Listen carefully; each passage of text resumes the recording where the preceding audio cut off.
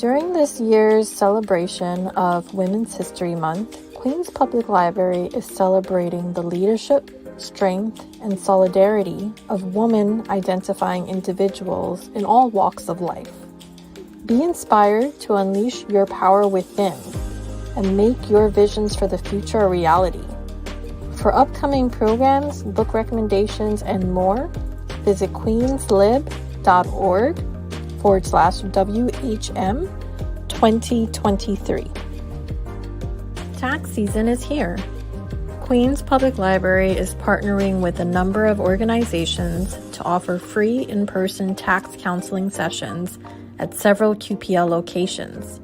Visit our blog at queenslibrary.org for more information. QPL's mobile app now translates to over 90 languages. Check out all the services you can access using our mobile app and its latest features. It's available for both Apple iOS and Android. Download the QPL mobile app today at connect.queenslibrary.org.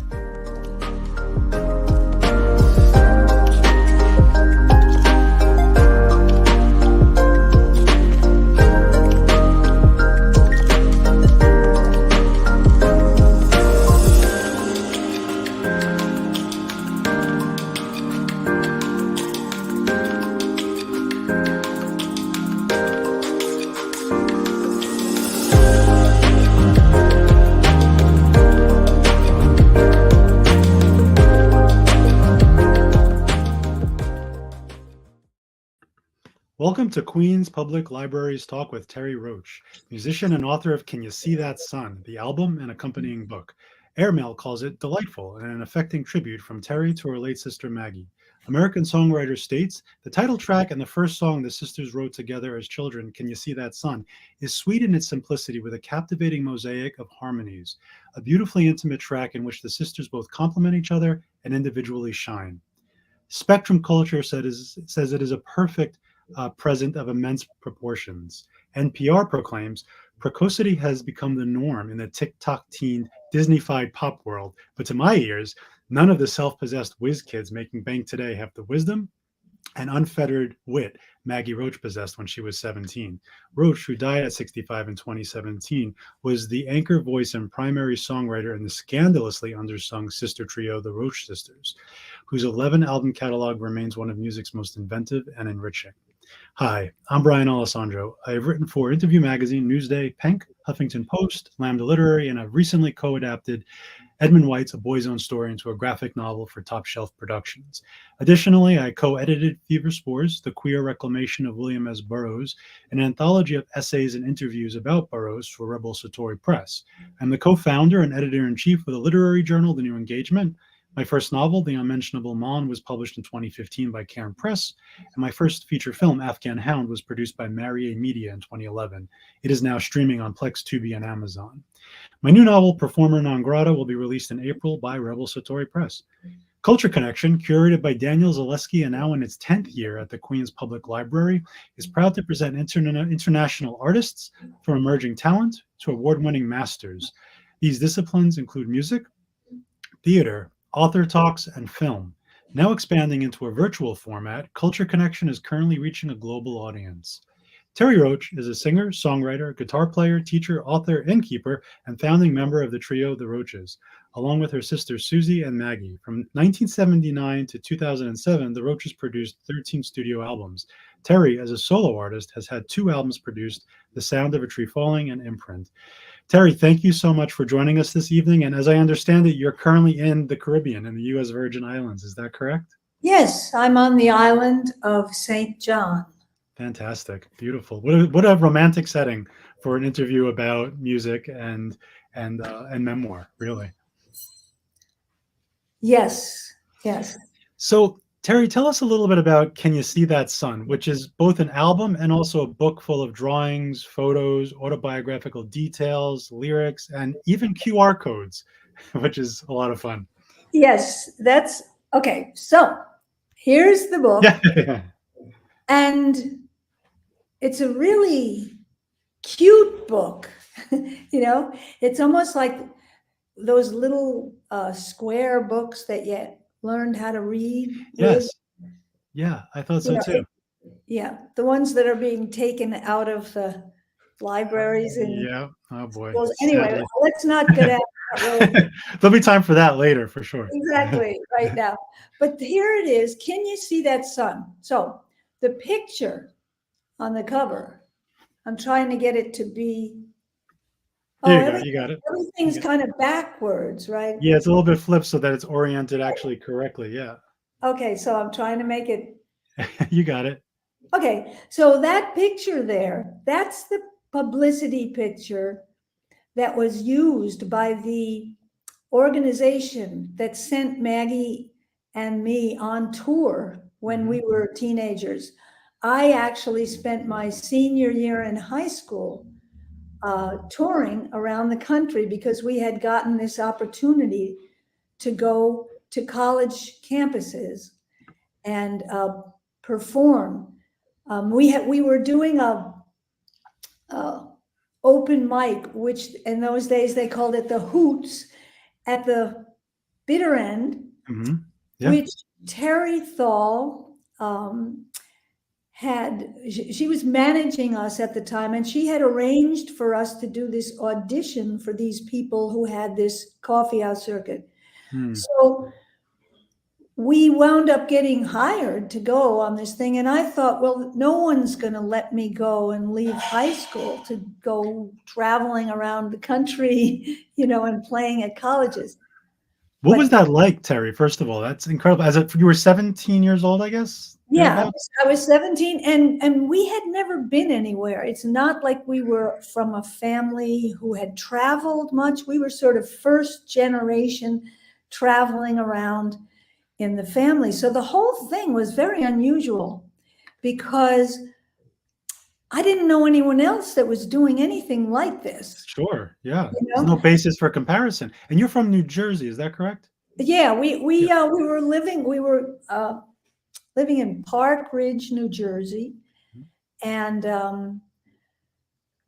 occasionally going into the city to play at like the Hoots. Our father would drive us into the city, Right. and we had learned how to play the guitar off the TV. There was a show called Folk Guitar with Laura Weber. And people of my generation, often someone will say, yes, that's where I learned how to play the guitar too. And she would teach you a folk song.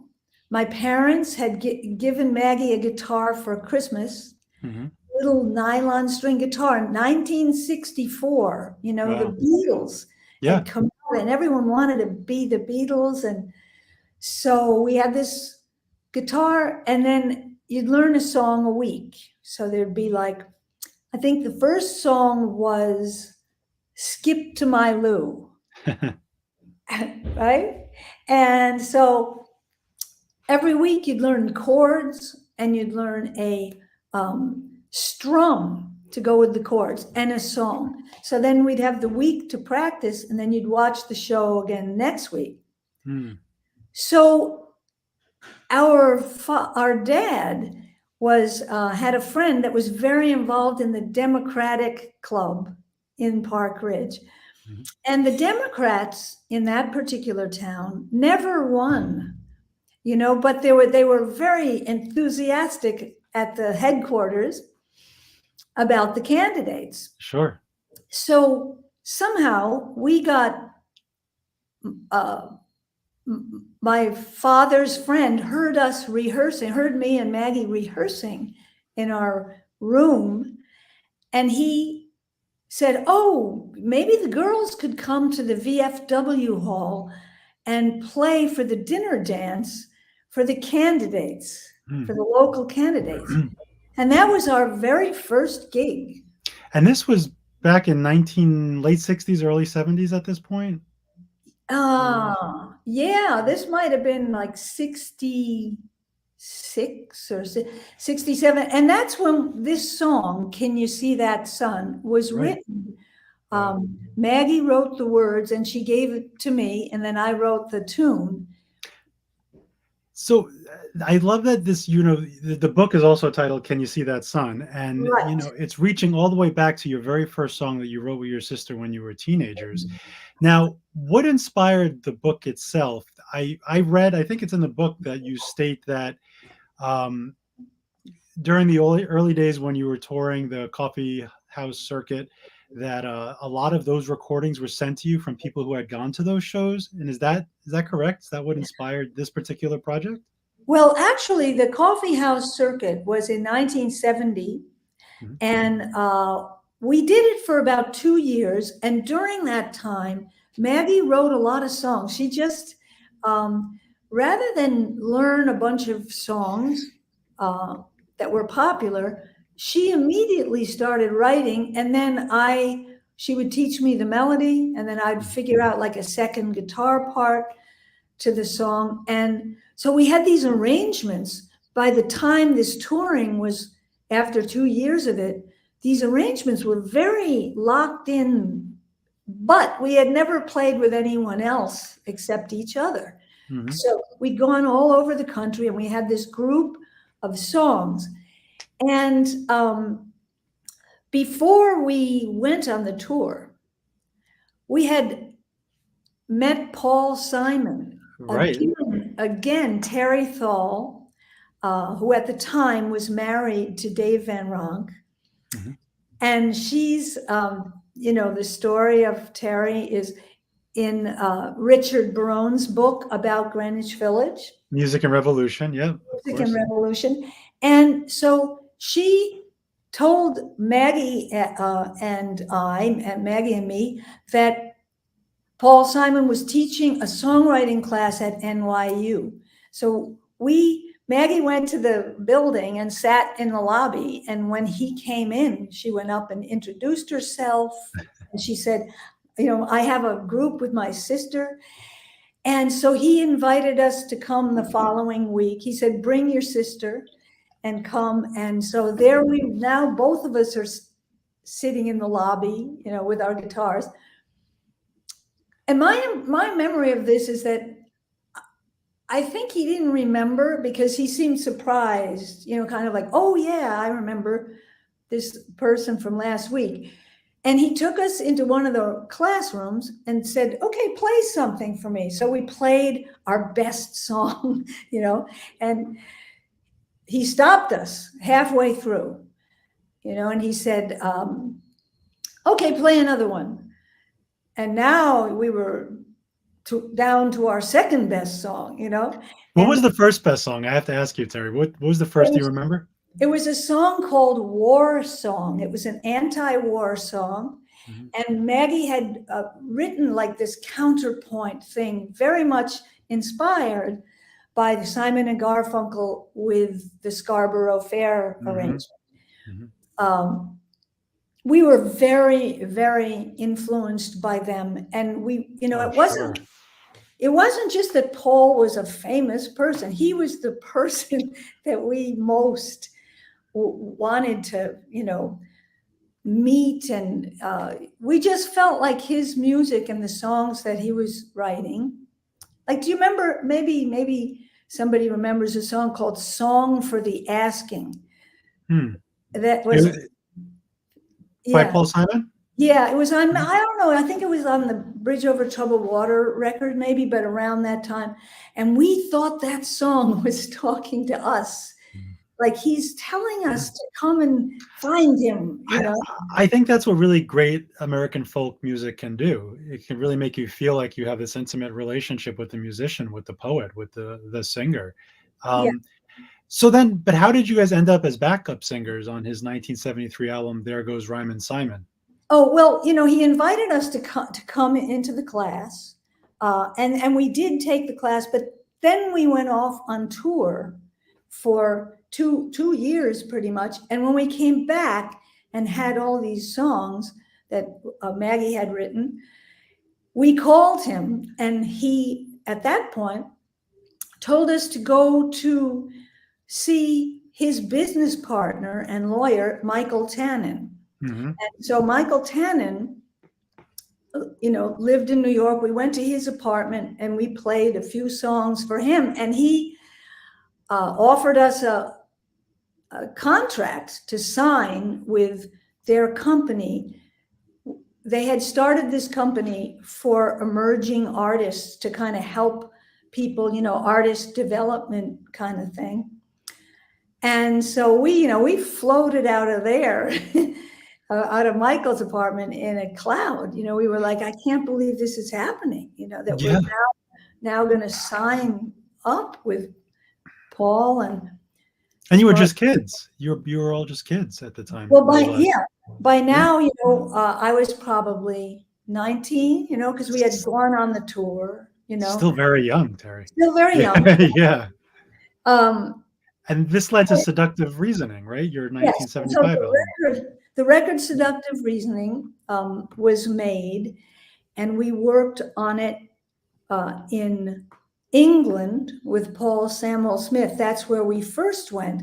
And if you look at the credits on There Goes Rhymin' Simon, that's the record that we sang on, because Paul had us sing while we were making our record. He was making that record.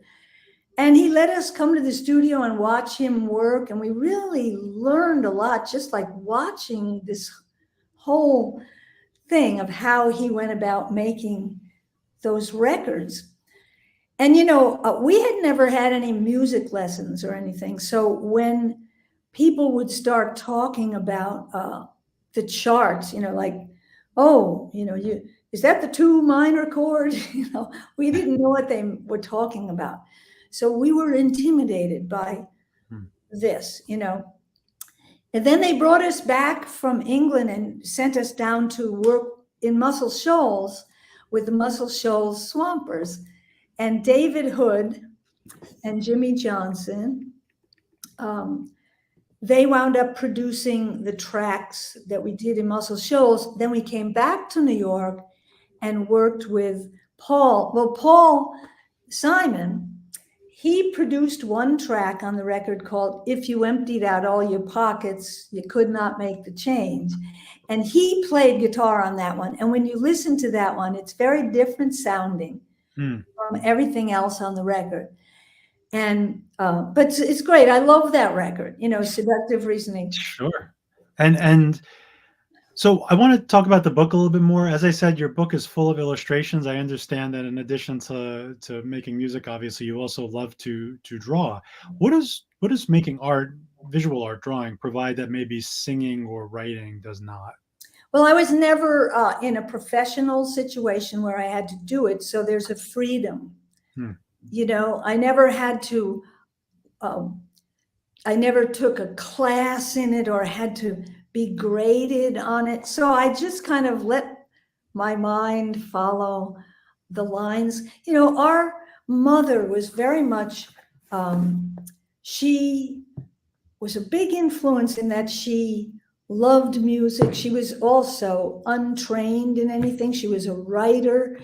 And she would encourage us. Like if you got in trouble, she'd say, why don't you, go to your room and draw a picture? And so you'd go to your room and you'd spend hours drawing some horse or something. And, it's kind of freeing for you, really. Exactly. We were encouraged to do stuff like that. I think that was great.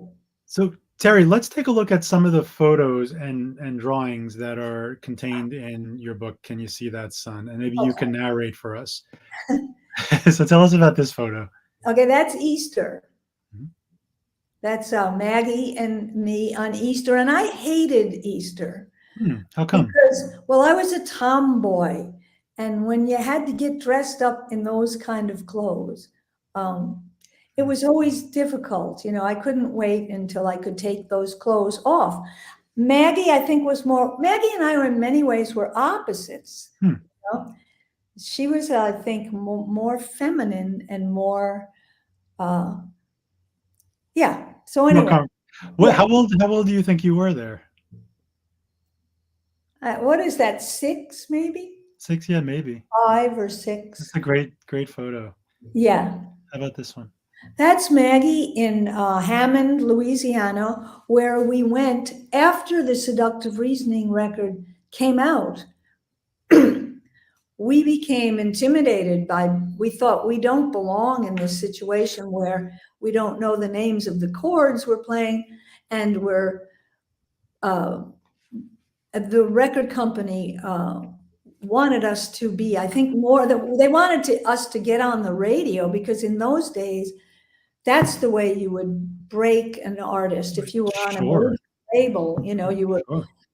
So there was this pressure to be commercial, and we just felt like we didn't belong in this situation. So we left town, we gave up our apartment in New York, and we moved down to Louisiana, to a town called Hammond. And that's where Maggie wrote the song, which eventually became probably the most well-known Roaches song, which was the Hammond song. Great origin story. How about this photo, Terry? Oh, okay. So this one is, in 8th grade. This is my 8th grade yearbook shot. And what strikes me, two things actually. One is that's the real way that my name is spelled. Terry. And it morphed as it went along. But also, they asked you what you wanted to be when you grew up. And I had put politician, because we had been, performing for a state senator and the governor of New Jersey. We would get sent on their tour with them, on their campaign tours, because we had these songs that my father had taken some of the folk songs that we learned off the television, and he had put words to them for the candidates. And that's what we performed at that dinner dance. That was our first performance. I have to say, it's actually pretty appropriate, because so many American folk singers from the 60s and 70s had a real political spirit. They had kind of a revolutionary fire to them, as was written in Barone's book, Music and Revolution. So I'm not surprised that you said politician when you were in 8th grade. That's great, though. Yeah. How about this photo? Well, that is our father was born on the 4th of July. So the whole neighborhood, then this was not New Jersey. This was Westchester, Eastchester is the town in Westchester. So this was every 4th of July, the whole neighborhood, the whole street, we would have a big parade. And I remember thinking that it was really cool, because nobody else's father got a parade and fireworks on their birthday. I was really a little kid and thought that's what 4th of July was about. That's cool. That's fun. That's fun, though, especially for a kid to experience that. Yeah. This is a great shot. Yeah, this is us in our room in Park Ridge, where we were in high school. And that person whose little sliver of a face is my cousin Marianne, and she was visiting us. And as you can see, there's a tape recorder so she's recording us on the tape recorder. That's great. Yeah. This is a fantastic collection. This is your collection, right? No. What this is. So for the book. So anyway, Michael Tannen is the person who is the executive producer of this book, of the Can You See That Sun book. Right. Okay. And so the way this came about was that someone sent me, several different people sent me recordings of me and Maggie, live recordings of us, just the two of us. So all I had was the Seductive Reasoning record, which was produced and had other musicians on it. So when I heard these recordings, I sent them to Michael, and it was his idea. He said, let's track down the people you worked with and the people that might remember you from when they were in college, and maybe you played at their college and stuff. So we're going back 50 years. Yeah. so we did about 19 interviews with different people that we found. And one of the interviews was with Paul Simon at his office.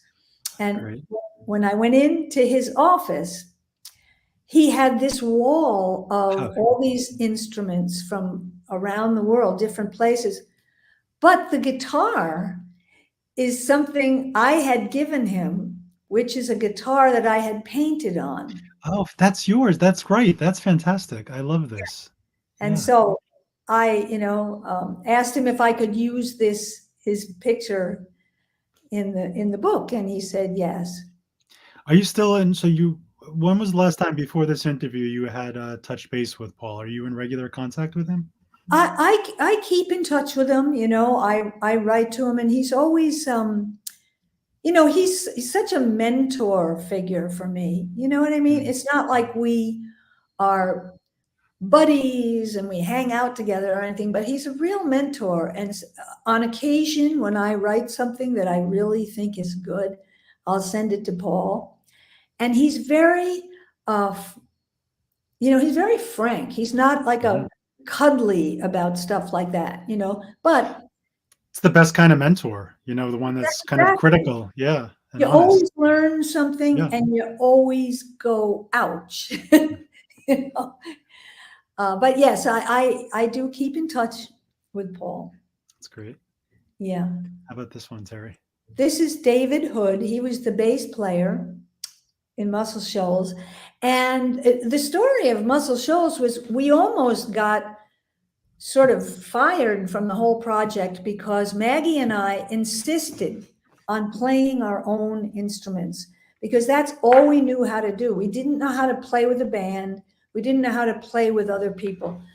So this presented a problem for the Muscle Shoals guys because they were used to people like Paul or the Rolling Stones. People would go down there and they would want these guys to make a hit record for them. And they would, So that's what they were used to doing. And they all grew up there and they were, had this amazing scene in this little building that had no windows. It's a great setting. It's a very it was great. And they, so what happened was when we insisted on, that we had to play our own instruments, Barry Beckett, who was the piano player, he was the person that was going to produce us. And he threw his hands up and said, I don't know how to do this. I can't relate to having to play behind what they're doing, And David and Jimmy Johnson, who was the rhythm guitar player, they both stepped up and said, we'll take over as producer. And so he did. He took over as producer and we did finish the tracks down there. Great. And it was great to run into him years later. When was this photo taken? It's pretty recent.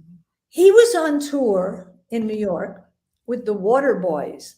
He was, so I don't know what year that would have been, but like 10 years ago, maybe. Oh, okay. I say that about everything, right? Yeah.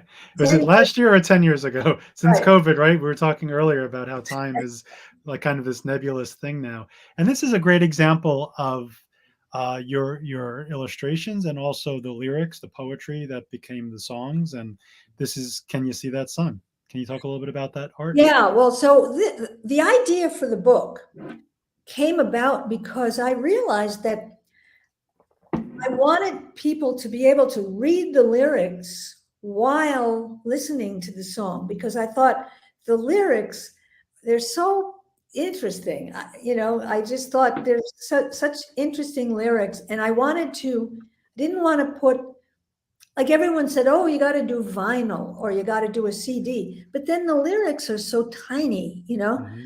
So I got this idea of like presenting them with these drawings. And the challenge for me was to not try to illustrate the lyric or take away from the lyric, but just to kind of present the lyric with some dignity. And then on the facing page, of each of the lyrics. Do you have that? Yeah. The QR code, which you could scan with your phone, and that will enable you to listen to the recording of the song. Exactly. So that Yeah. way you can kind of hang out with that page in the book. You can hang out with that lyric and you can listen to it with your QR code. And you I can, love that concept, Terry. What a great idea. that was You're Michael Tannen's idea. really clever. I want to go back to the cover real fast because we didn't get a chance to really discuss it, but this is the cover of the book. And I know you were trying to hold it up earlier and discuss it. If you want to take a minute now to just speak to it, you can. It's a Okay, better one image. of the people I found was the person at the very first college that we played at in Concordia College out in Minnesota. He met us at the airport and he was a student, and it was his first time putting on one of these concerts with this agency would send like once a month what they referred to as a national act to these Mhm. different colleges. And, there was no internet or YouTube or anything. So often someone in, Idaho might not have met someone from New Jersey, so that was sort of the time period. And so one of the people that I got in touch with was Lee Hantho, who had met us at the airport and was the student in charge of the coffee house. And he remembered us. Not only did he remember us, but he had this photograph framed on his wall in his house now. And Oh, he's beautiful. in his 80s. That's You know, great. so it's like, and he sent it to me. He sent me the framed, That's very, very poignant, I think, Terry. I think so. Yeah. So, okay, that's great. Thanks. You could take that down, Eve. I want to read. So, another great thing about this book is you have a collection of quotes about various collaborators and fellow musicians and singers and poets, and they speak about you and your sisters. And I'd like to read one of the quotes by Paul Samuel Smith, who was, of course, one of the founding member, bass player of the Yardbirds. You and Maggie had a thing between you which was very special. As I keep saying, I wish I had had the courage to just sit you down and have you sing and play these songs between the two of you and get that magic that happens. How does that make you feel? Well, he wrote something to that effect to me 37 years after the record came out. He wrote and he sent some outtakes from the record, two of which are on this album. And he told me, he said, I wish I, I didn't, he said, I wish I had the guts, I guess, to stand up to this pressure to get on the radio and just let you do your thing. And so I immediately called Maggie up. I said, you're not going to believe the email that I just got 37 years later. And he had these recordings on a cassette. And all these recordings that came in, they were restored beautifully by Tom Miliotto in Brooklyn. Tom and Lisa Brigantino, his wife, she's the co-producer of the project with me. And we did a lot of the interviews in their apartment. And he made these recordings kind of flow from one to the other, because two of them were outtakes from the record. And then there were 3 different places where the other ones had come from. One place that it came from was a tour that Maggie and I did in 2000, where we decided to resurrect these arrangements and go out and do some shows. Wow. It's also like a very, I think, profound thing for him to reflect on that period and his involvement and what he could have done or should have done to enhance and even protect on some level the sort of you and your sisters in the very nascent stages of your artistic development and expression. To that point, I said earlier that I had interviewed last fall Richard Barone about his book Music and Revolution Greenwich Village in the 1960s. You were only a teenager during the second half of the 60s. But what did that place, Greenwich Village, and that period, the late 60s, mean to you and your formation as a musician and as an artist?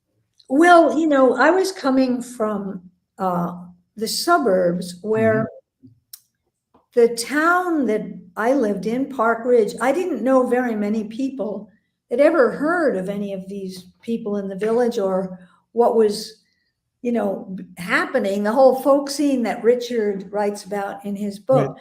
I was unaware of that. And when we went into audition for Izzy Young's radio show. And because we heard about that, and Dave Van Ronk happened to be visiting with Izzy. And when he heard our songs, he brought us around the corner to meet Terry Thal, his wife, who had been managing Dylan at one point and the Holy Modal Rounders. And then, all of a sudden, Dave and Terry, they gave us records by Joni Mitchell. No one in Park Ridge had ever heard of Joni Mitchell. They gave us his records, Van Ronk's records, and Tim Hardin and Tim Buckley. And, so all of a sudden we were hearing like a whole group of people that nobody back in our town heard of. Did you want to go to the village? Was there an urge for you to then gravitate to that? Well, we did, but we were underage at this point. I was probably 15 when our dad would drive us in. He drove us in to the Izzy Young audition. And then Van Ronk kind of took us under his wing and he had us open the show for Len Chandler, who is also in Richard's book. And Len was playing at the Gaslight, and so we were the opening act. So we were being sort of introduced into this place before we really knew that it existed or who anyone was. So I can't say that I had this like desire to do this. It was almost like there I was doing it. I have to ask you, Terry, what kind of barriers did you and your sisters face as women in the music industry, as young women in the music industry in the 1970s? Well, that's a very good question. It was a pretty male-dominated thing. I mean, even the women who, like Joni Mitchell or Joan Baez, maybe. Joan Baez, Carly Simon, a lot of times when they would release something, there would be like a backup band of men, So we were just the two women. And it's interesting, years later, when we had the trio, I remember an incident in Germany where we were playing, and all of a sudden these German women stood up and started yelling in the middle of my song, Mr. Selak. And they were very upset because they were feminists. And the song has a line that says, I'll clean the tables, I'll do the creams, I'll get down on my knees and scrub behind the steam table. Oh boy. It's about wanting to get your job back because you quit your waitress job too soon. Mr. Selak, who was a guy that I actually did work for. But these women were very offended that we would have an image of a woman down on her knees scrubbing behind the steam table. Wow. And so here we were, they came backstage and people were interpreting for us. And oh my gosh, what a scene. Trying to explain, this is humorous. But I thought, look, the fact that we were writing about men in some cases, we took some flack from feminists. So it was interesting, here in National Women's History Month, I don't look back and feel like we were embraced by the feminist community until later. You know what I mean? It's almost like people caught up with us. But the fact we were writing about the married men, the subject matter, or your waitress, Maybe there was like a tone or a subtlety or a subtle irony that was lost in certain circles, what you were trying to do, and that's why they were able to get it so many years later, as you said. Well, yes, and I think also we never went straight head on with the political stuff. But if you listen to the songs, there's a lot of heart and soul in the songs. Oh, undoubtedly. You know what I mean? It's humans, being human. Yeah, of course. I want to return to Michael Tannen. You wrote that you and Maggie felt humiliated when you first started performing, and you discovered the Maggie and Terry Roach folder on Michael Tannen's desk with scathing reviews of you and your sister. Please talk about that discovery and how you reacted.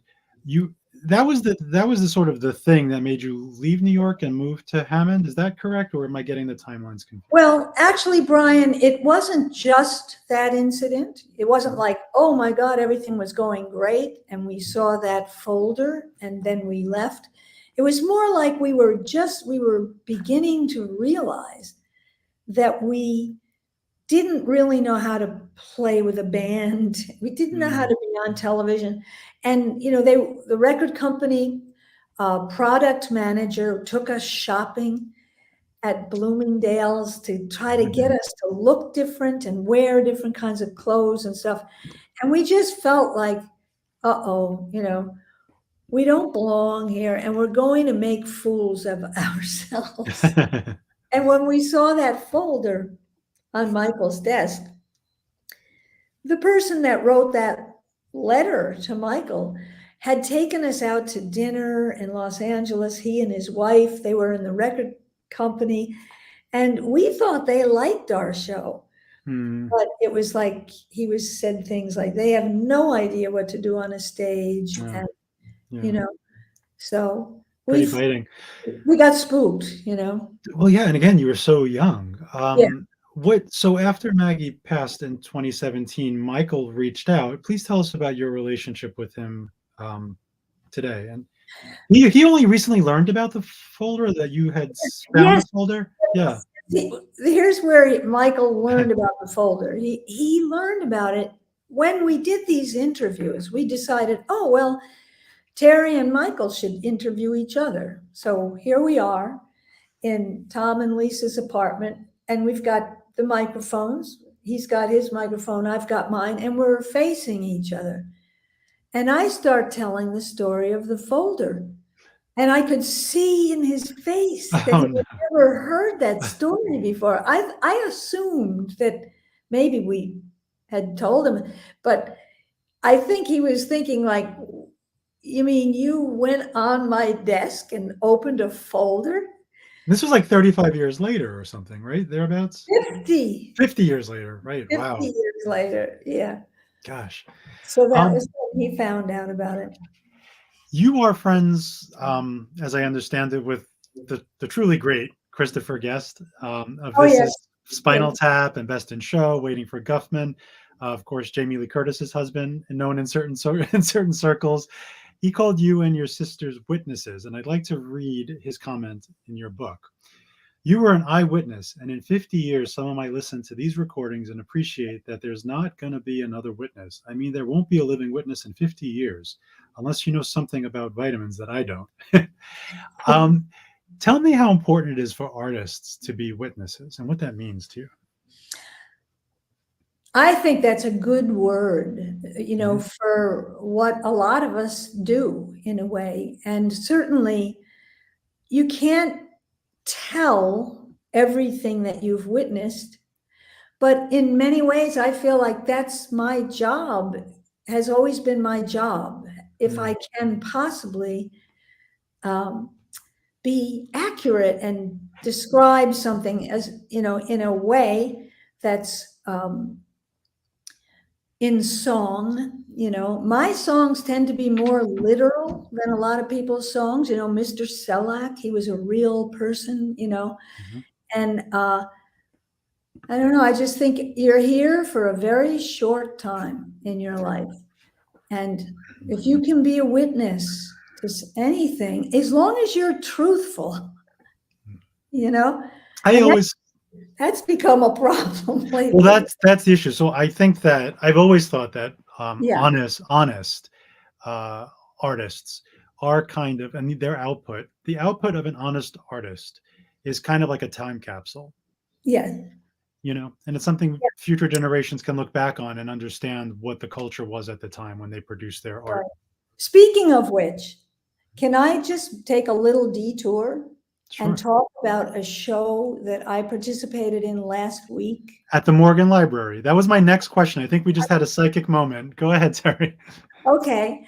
This show is called, wait, let me see.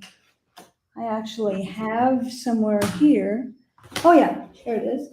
This is Uncommon Denominator, It's a great title.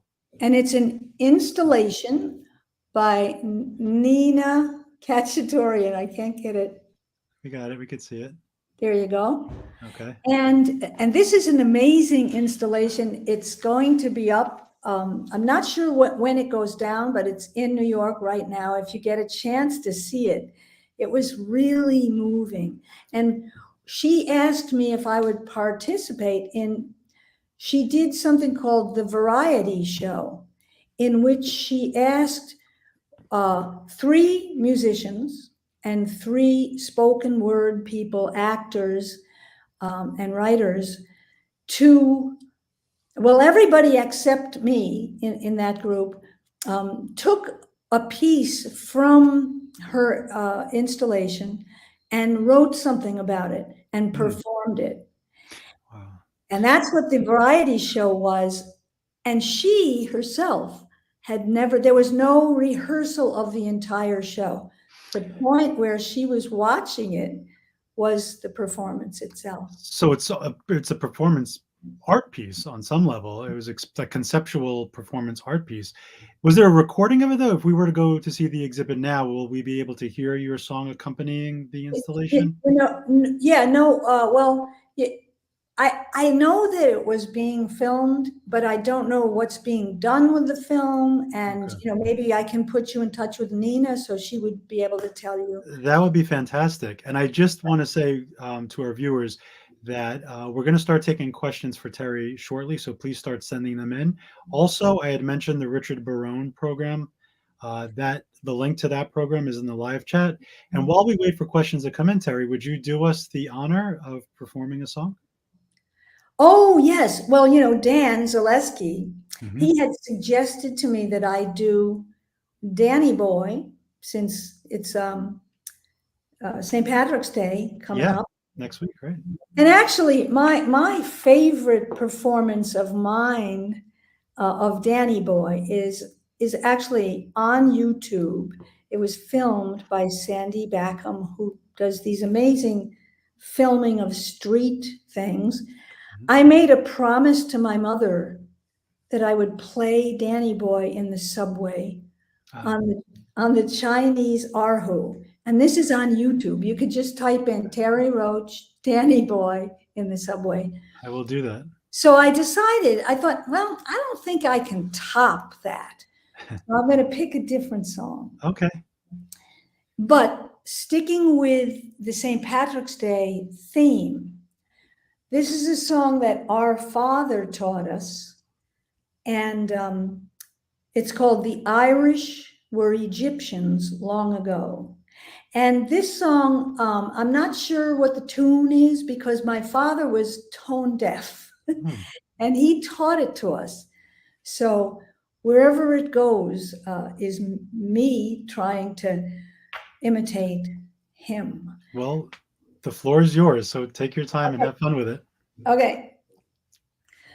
I've studied things Egyptic and solved each strange charybdic, and hold the magic secret in my hand. Sure, it must have been the Irish who built the pyramids, for no one else could carry up the brick. It must have been a Doyle who dug the River Nile, for no one but an Irishman could fight a crocodile. Sure, every Callahan could drive a caravan. I'll say the same for Murphy and O'Toole. Cleopatra was a Colleen who came from Connemara, but lost her nationality while roaming through Sahara. Sure, all the hooligans and all the mulligans must have been Egyptians long ago. When Moses went to Egypt and saw those Irish faces, he took the name O'Callahan and changed it to Oasis. Sure, all the hooligans and all the mulligans must have been Egyptians long ago.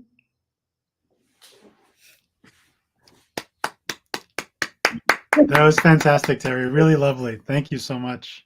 Thank you. It's beautiful. Very soulful and haunting, and just really moving.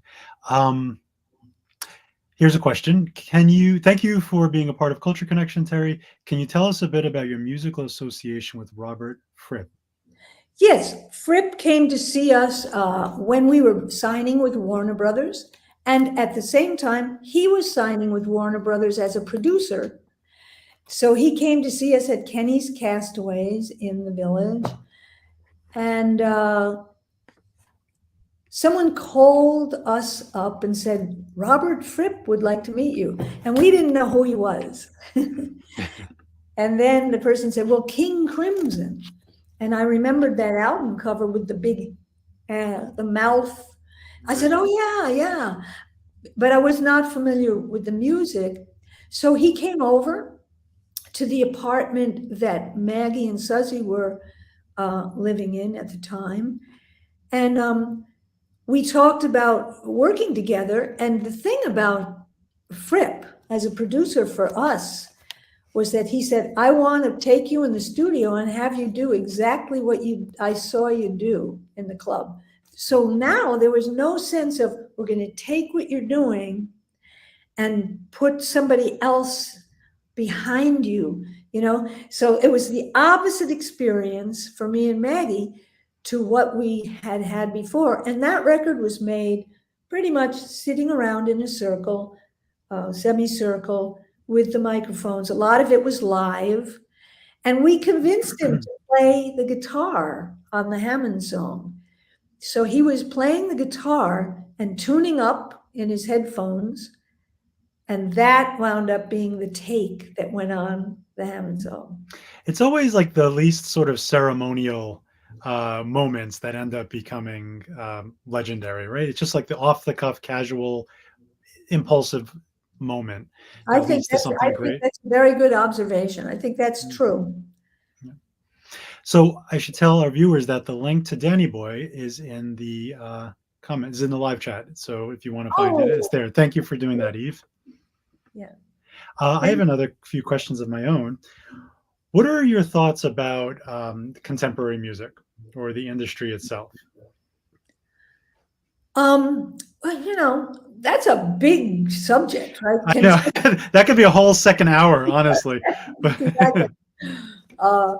Well, contemporary music, I don't even know if I'm, you know, as well versed as most people. First of all, one thing about contemporary music is there's so much of it. Oh God, yeah, it's exploded because of the internet, right? Yeah.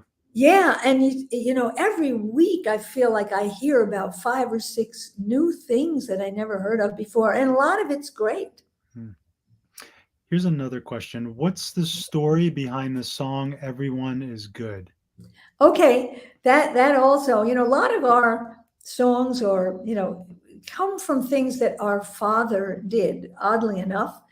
And so he and I were having a conversation on the phone, and we were gossiping about people. Mhm. And my phone machine recorded the whole conversation. It was about 40 minutes long. And I listened back to the whole conversation and I was mortified. I thought, oh my God, it's like this person should be doing this, that person should be doing this. And I sat down and wrote the words out to Everyone is Good. That was a song that just came through in one whole piece. Mm. Yeah. Here's another question that just came in. Can you tell us about some of your favorite venues to perform, both past and present? Great American Music Hall in San Francisco. I always loved playing there.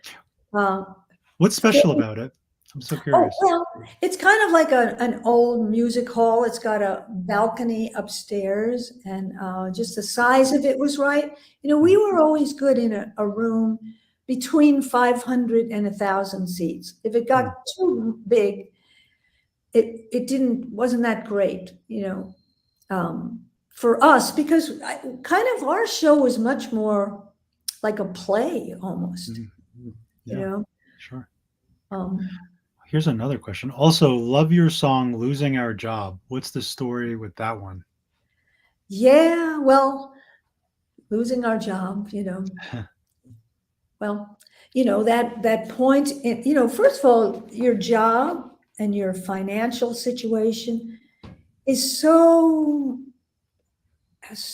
affects your relationship, and I was in a relationship with someone that lost his job. Hmm.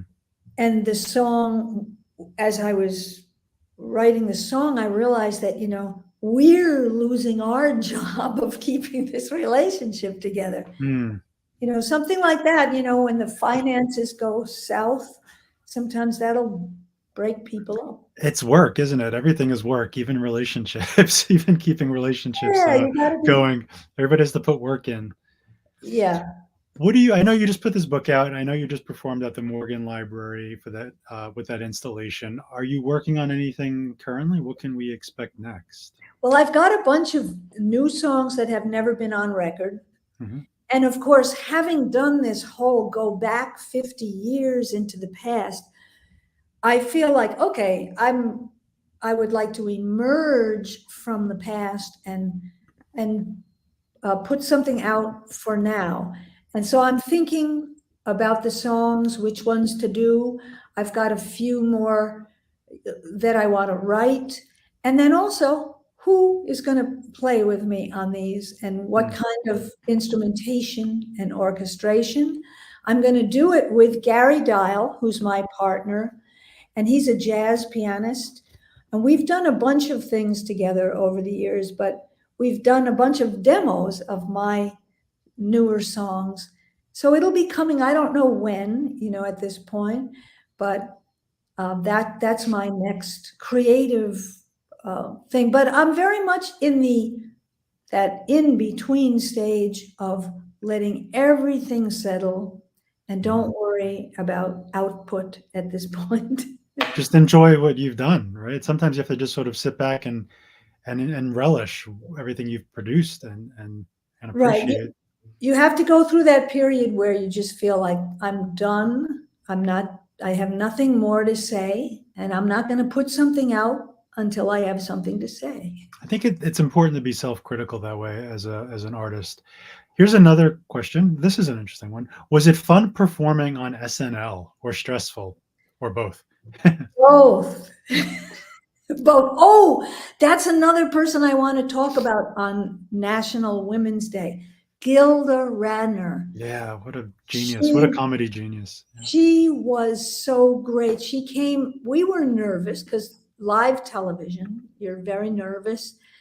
And she came into our dressing room in her bathrobe And she gave us the most amazing pep talk. She said, look, you guys are great. I saw you down at Kenny's Castaways and you were great. It's like, just relax and have a good time. That was so nice of her. It's important to get that kind of shot in the arm from a star when you're about to perform on that star's program. You know. Exactly. And that doesn't happen a lot. You know, a lot of times you're sort of snubbed by the person who's the big star.